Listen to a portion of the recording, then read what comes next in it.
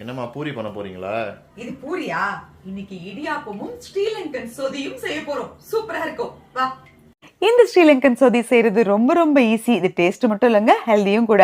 இதுக்கு எந்த காய்கறி வேணால் வச்சுக்கலாம். நான் முருங்கைக்காய் எடுத்திருக்கேன். ஒரு முருங்கைக்காய், 2 வெங்காயம், 2 தக்காளி, 2 பச்சை மிளகாய், இது கூடவே 2 வரமிளகா, 1 பிஞ்ச் வெந்தயம், தேவையான அளவுக்கு உப்பு, எடுத்து வச்ச தேங்காய் பாலில் 2ஆம் தேங்காய் பாலை ஊற்றிட்டு 1 பிஞ்ச் மஞ்சத்தூளும் சேர்த்து அப்படியே கையாலேயே கலந்து நல்லா கொதிக்க விடலாம். இது நல்லா கொதிச்சு முருங்கைக்காய் வெந்ததும் முதல் தேங்காய் பாலை சேர்த்துட்டு ஸ்டவ்வை நல்லா சிம்ல வச்சிடலாம். ஒரு 3 நிமிஷத்துக்கு அப்புறம் லைட்டா இப்படி பபிள்ஸ் வரும். அவ்வளவுதான். இதை இறக்கி வச்சுட்டு ஒரு தாளிப்பு கரண்டியை வச்சு KTV true value coconut oil ஊற்றிக்கலாம். இது பாரம்பரியமான எண்ணெய், pleasant aroma, double filtered, no added chemicals.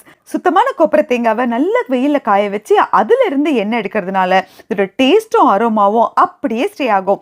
இந்த எண்ணெயை பொறுத்த வரைக்கும் இதோட ஃப்ளேவர் ரொம்ப ரிச்சா இருக்கும். இது ஈஸியா டைஜஸ்ட் ஆகும், அப்சர்பும் ஆகும். இந்த எண்ணெயை ஊற்றி காஞ்சதும் கடுகு உளுத்தம் பருப்பு, 1 ஸ்பூன் சோம்பு, காஞ்ச மிளகாய், கருவேப்பிலை இதை தாளிச்சு அப்படியே கொட்டிடலாம். ஃபைனலா ஒரு அரை லெமனை அப்படியே பிழிஞ்சு விட்டா சூப்பரான சொதி ரெடி.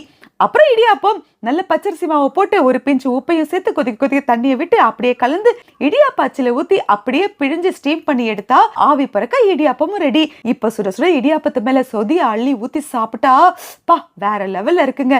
இந்த மாதிரி ரெசிபிக்கெல்லாம் KTV பேஜை இன்ஸ்டாகிராம்ல ஃபாலோ பண்ண மறந்துடாதீங்க. அப்புறம் நம்ம ஸ்ரீலங்கன் சொதிய இடியாப்பம் ட்ரை பண்ணி பாருங்க.